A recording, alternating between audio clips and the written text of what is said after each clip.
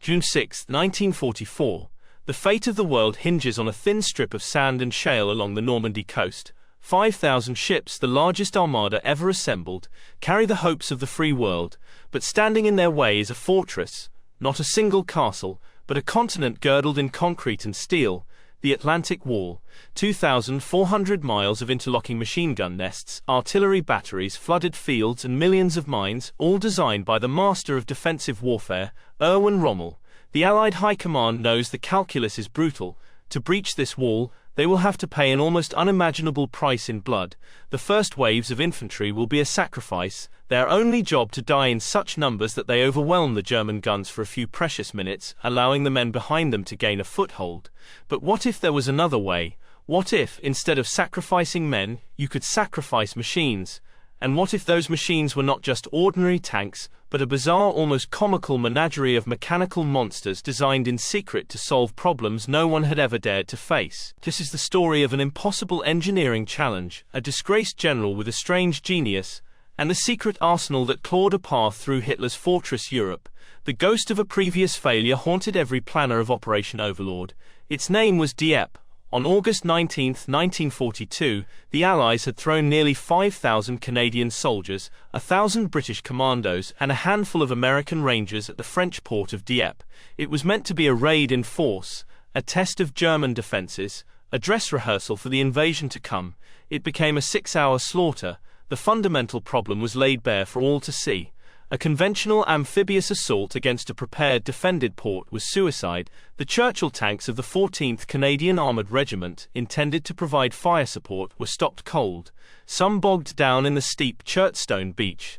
Others were unable to climb the sea wall. Those that did break through into the town were channeled into killing grounds, their tracks broken by mines, their armor perforated by well-sighted 88mm anti-tank guns. The infantry, stripped of their armored support, were pinned on the open beach and systematically annihilated by machine gun fire from the cliffs above.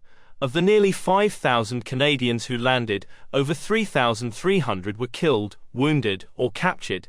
It was a catastrophe of the first order, but one that provided a bloody invaluable lesson. The Atlantic Wall could not be broken by bravery alone. It required a new kind of thinking. It required a new kind of weapon. The man tasked with preventing a repeat of Dieppe was an unlikely figure. Major General Percy Hobart. Hobo, as he was known, was a walking contradiction. He was a visionary of armored warfare, a brilliant and innovative thinker who, alongside men like J.F.C. Fuller and B.H. Liddell Hart, had pioneered the very concepts of modern tank combat in the 1920s and 30s. He was also notoriously difficult, abrasive, and utterly intolerant of the institutional inertia of the British military establishment. His radical ideas and caustic personality had earned him powerful enemies. In 1940, at the age of 55, considered too old and too troublesome, he was forced into retirement.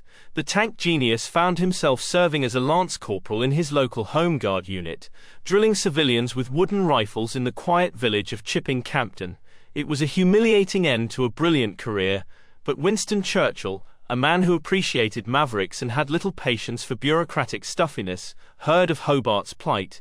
In a memo dripping with sarcasm he wrote, "We are preparing for the invasion of the continent. I am told that the best tank officer we have is commanding a platoon in the Home Guard. How can this be?" With the Prime Minister's personal intervention, Hobart was pulled from obscurity. He was given a new command, the 79th Armoured Division, and he was given a mission that suited his strange genius perfectly: invent a way to solve the Atlantic Wall. Hobart was given a blank check for ingenuity. He was told to form and train a division of specialized armor, vehicles that could overcome every conceivable obstacle the Germans had placed in their path. The 79th Armored would not be a conventional fighting formation. It would be a collection of specialists, a toolbox of mechanical solutions for the deadliest problems on Earth. Hobart gathered a team of like-minded engineers and unorthodox thinkers and set to work, creating what would become affectionately and famously known as Hobart's Funnies. The name was a classic piece of British understatement, for these machines were anything but funny.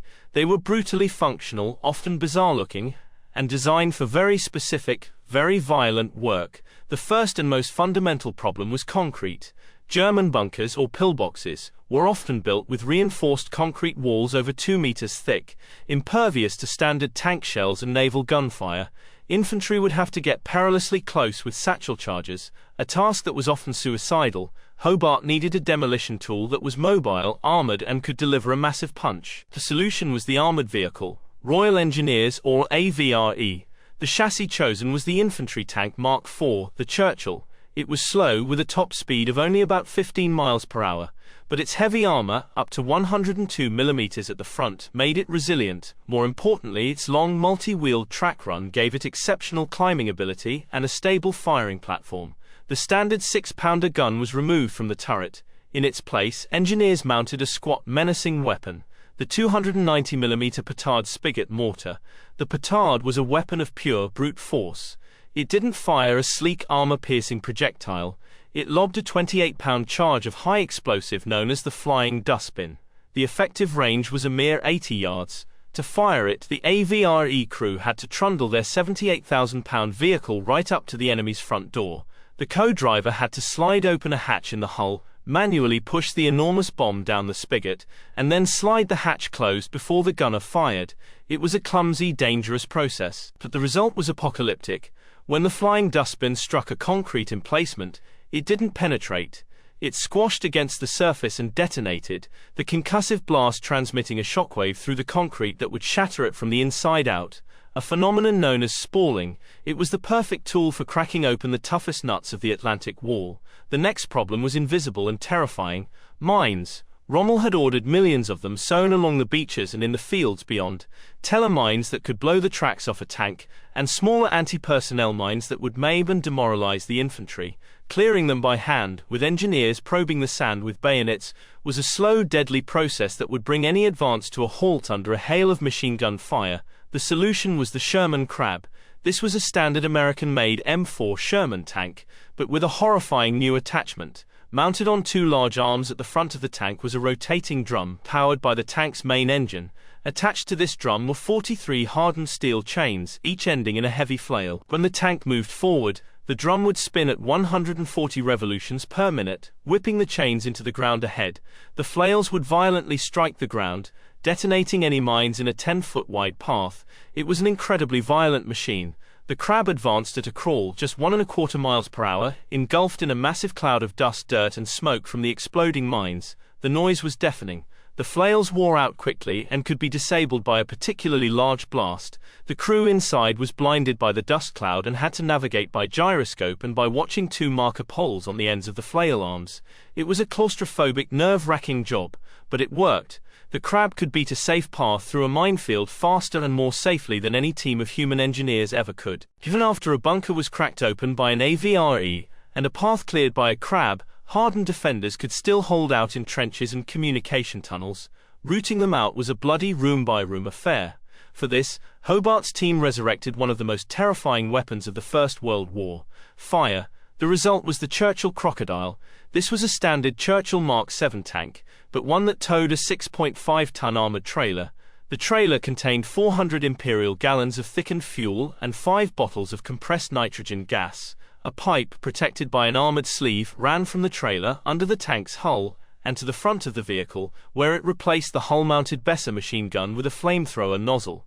At the press of a button, the Crocodile could unleash a jet of liquid fire pressurized to 400 pounds per square inch, out to a range of 120 yards. It could fire 81-second bursts. The psychological effect was devastating. German soldiers, who had endured artillery barrages and tank fire, often surrendered immediately at the mere sight of the flame projector's ominous ranging shots of unignited fuel. The Crocodile wasn't just a weapon of destruction. It was a weapon of terror, designed to break the enemy's will to fight and avoid costly close-quarters combat. The physical obstacles of the beach were just as daunting as the German weapons. The soft sand that had bogged down the tanks at Dieppe was a critical problem. A tank that loses mobility on an open beach is a sitting duck. Hobart's solution was stunningly simple. If the ground isn't firm enough, bring your own ground. The Churchill bobbin was an AVRE fitted with a giant 10-foot wide steel drum in front of its hull. Wound around this drum was a 300-foot roll of canvas matting, reinforced with steel poles. As the tank advanced up the beach, the drum would rotate, laying the canvas down in front of the tank like a giant roll of carpet. The tank would drive onto its own freshly laid road, providing a firm trackway for itself and all the vehicles following behind it. It was a low-tech, almost agricultural solution to a high-tech military problem, and it was pure Hobart genius. Another major obstacle was the anti-tank ditch. The Germans had dug massive trenches, sometimes 12 feet wide and 8 feet deep, just behind the beaches designed to swallow a tank whole. To cross them, Hobart again turned to the Churchill AVRE. This time it was fitted to carry a fasten, a colossal bundle of rough-hewn wooden logs, usually chestnut or brushwood, bound tightly with steel cables. This bundle was 11 feet in diameter and weighed over 2 tons. The AVRE would carry the fasten on 2 arms at the front of the hull. Upon reaching a ditch, the crew would use a set of small explosive charges to cut the retaining cables, dropping the entire bundle into the trench. The AVRE would then simply drive over it, using the fasten as a crude but effective bridge. A slightly more sophisticated version was the Armoured Ramp Carrier, or ARC. This was a turretless Churchill tank with extendable ramps at both the front and rear. It would drive into a ditch or up against a seawall, and then deploy its ramps, effectively turning the tank itself into a mobile bridge that other vehicles could drive over. It was a selfless utilitarian design. The crew of the Ark was trapped inside their vehicle as tons of steel drove over their heads, but it was a vital part of the obstacle-breaching team. Perhaps the most audacious of all the Funnies was the one designed to solve the problem of getting tanks ashore in the very first wave. Landing craft were large targets, and they had to drop their ramps directly onto the beach, exposing their cargo to point-blank fire. The ideal solution would be for the tanks to arrive on the beach with the first wave of infantry, or even before them, already firing. But how do you get a 33-ton tank to swim? The answer came from a brilliant Hungarian-born engineer named Nicholas Straussler. His invention was the duplex drive system, or DD tank. The most common variant was fitted to the M4 Sherman. A waterproof canvas screen, supported by a framework of steel ribs and inflatable rubber tubes, was erected around the tank's hull. When raised, this screen displaced enough water to allow the 33-ton machine to float, albeit with a dangerously low freeboard of only about 3 feet. At the rear of the tank, 2 propellers were connected to the tank's main engine. With the tracks disengaged, the engine's power was diverted to the propellers, allowing the tank to swim through the water at a stately 4 knots. The commander would steer using a large tiller connected to the propellers. It was an astonishing, almost unbelievable sight. A tank, its hull completely submerged, cruising through the water with only its canvas, skirt and turret visible. It was also incredibly dangerous. The DD tanks were highly vulnerable to rough seas. A wave over a certain height could swamp the canvas screen, sending the tank and its 5-man crew straight to the bottom in seconds. It was a high-risk, high-reward gamble, but one that offered the tantalizing possibility of landing overwhelming firepower on the beaches before the Germans even knew what was happening. With his menagerie of mechanical marvels designed and prototyped, Hobart set about training the men of the 79th Armoured Division. Secrecy was paramount. The division's training grounds in Suffolk were sealed off from the public. The strange vehicles were hidden under tarps and moved at night. The crews practiced relentlessly, learning the unique and often perilous drills for each machine.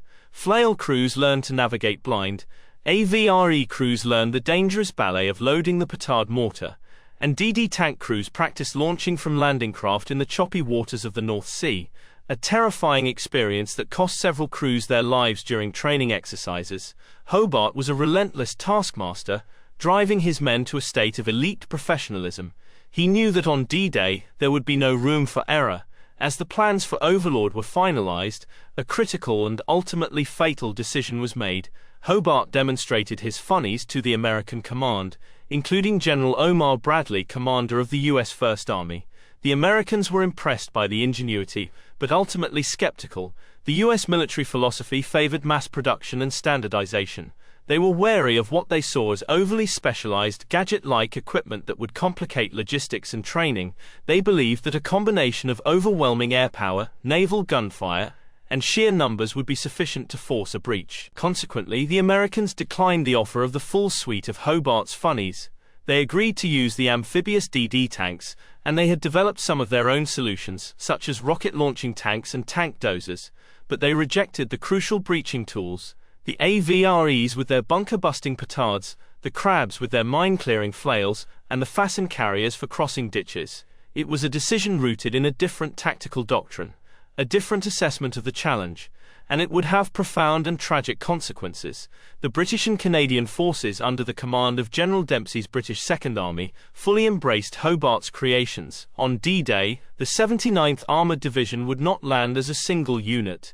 Its specialised brigades were parcelled out, attached to the assault divisions, hitting the three British and Canadian beaches, Hull, Juno, and Sword. The dawn of June 6, 1944, the moment of truth. On the British and Canadian beaches, the plan, born from the disaster at Dieppe and the genius of Percy Hobart, went into motion. As the landing craft approached the shore, the sea was filled with the surreal sight of DD Sherman tanks, their canvas screens held high, chugging towards the sand. The rough seas, worse than forecast, took a toll. On Sword Beach, of 40 DD tanks launched, 32 made it ashore, emerging from the surf like mythological beasts to provide immediate crucial fire support to the stunned infantry. On Juno Beach, the Canadians faced some of the toughest defences. Here the DD tanks were launched closer to shore due to the choppy water. They landed just minutes after the first infantry wave and immediately went to work, blasting machine gun nests and pillboxes that were tearing the assault companies apart. Behind them came the Funnies. Sherman Crabs roared up the beach, their flails whipping the sand into a frenzy, detonating mines and clearing safe lanes for the follow-on forces. On Gold Beach, AVREs lumbered towards the concrete casemates that were spitting fire. The dull, heavy thump of the petard mortar firing was followed by the shattering crack of high explosive against concrete. One AVRE, commanded by Sergeant E.W. Pither, drove up to a heavily fortified German position at La Riviere, a concrete emplacement housing an 88mm gun. He fired 2 flying dustbins from point-blank range, silencing the gun and allowing the advance to continue. Fasten-carrying AVREs dropped their massive bundles into anti-tank ditches, allowing Churchills and Shermans to pour inland. The system worked. It was not clean, it was not perfect, but it was brutally effective.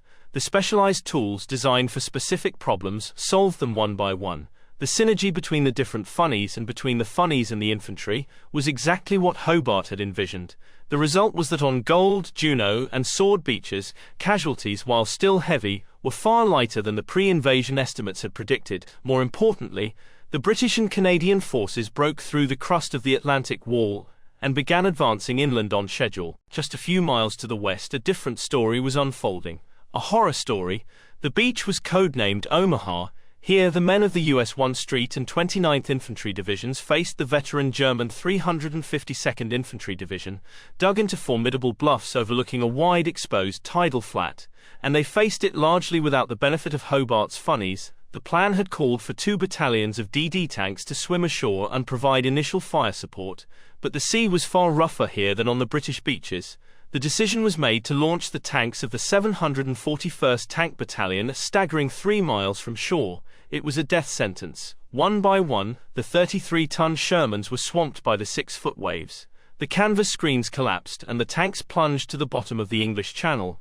Of the 32 tanks launched, 27 sank without firing a shot, taking many of their crew with them. Only 2 made it to the beach under their own power. 2nd Battalion, the 743rd, seeing the disaster, had its LCTs take them all the way to the beach. But they arrived scattered, and after the infantry were already pinned down, the infantry hit the beach alone, without their armoured support. They were met by a storm of machine gun, mortar and artillery fire that General Bradley, listening from his command ship, would later call a maelstrom of death. The German defences, which an AVRE's petard could have cracked open in minutes, had to be taken by infantrymen with rifles and grenades, inch by bloody inch. The minefields, which a Crab could have cleared in half an hour, had to be breached by combat engineers, working by hand under direct fire. These men suffered appalling casualties. The meticulously planned waves of the assault broke down into a desperate struggle for survival by small groups of men huddled behind the few items of cover on the beach. For hours, the fate of the entire Omaha landing, and perhaps the entire invasion, hung by a thread. It was only through incredible acts of individual heroism and the sheer grit of the American soldier that a foothold was eventually won. At a terrible cost of over 2,000 casualties in the first few hours, Omaha Beach became known as Bloody Omaha, a name that serves as a grim testament to the consequences of facing the Atlantic Wall without the right tools for the job. The contrast could not be more stark. The success on the British and Canadian beaches was not due to less ferocious German resistance or greater bravery. It was due to a different philosophy, a different approach to the problem. It was the triumph of Percy Hobart's strange, brilliant, and brutally effective menagerie. His funnies were not a silver bullet, but they were a force multiplier of immense power. They saved countless lives, and just as importantly, they saved time. By quickly breaching the crust of the coastal defenses, they allowed the Allies to maintain the momentum of the assault, preventing the Germans from rushing in reserves and throwing the invasion back into the sea. After D-Day, the 79th Armoured Division continued its vital work, its specialized vehicles being called upon whenever the Allies encountered a tough defensive nut to crack. From the siege of Le Havre to the crossing of the Rhine, the legacy of Hobart's funnies extends far beyond the battlefields of 1944. They proved, in the most dramatic fashion possible, the vital importance of specialized combat engineering vehicles. The concept of a dedicated heavily armored vehicle designed not for tank-on-tank combat, but for breaching, clearing and demolishing obstacles, became a cornerstone of modern military doctrine. Every major army in the world today operates vehicles that are the direct descendants of Hobart's strange creations. The American M1 Grizzly Combat Mobility Vehicle, the British Trojan Armored Vehicle, Royal Engineers, the Russian IMR-3, all trace their lineage back to the Churchill AVRE and its brethren. The lesson learned in blood at Dieppe and Omaha is that static defenses, no matter how strong, can be overcome by specialized, dynamic and unorthodox thinking. Percy Hobart, the outcast general, had not just solved the riddle of the Atlantic Wall, he had redefined the very nature of assault operations for generations to come. His funny tanks were a testament to the idea that in warfare, the most powerful weapon is not always the biggest gun, but the most creative mind. And that concludes this story about Hobart's funnies. If you want to learn more about World War II, subscribe, like, and share. Also, leave your anecdotes and ideas in the comment section.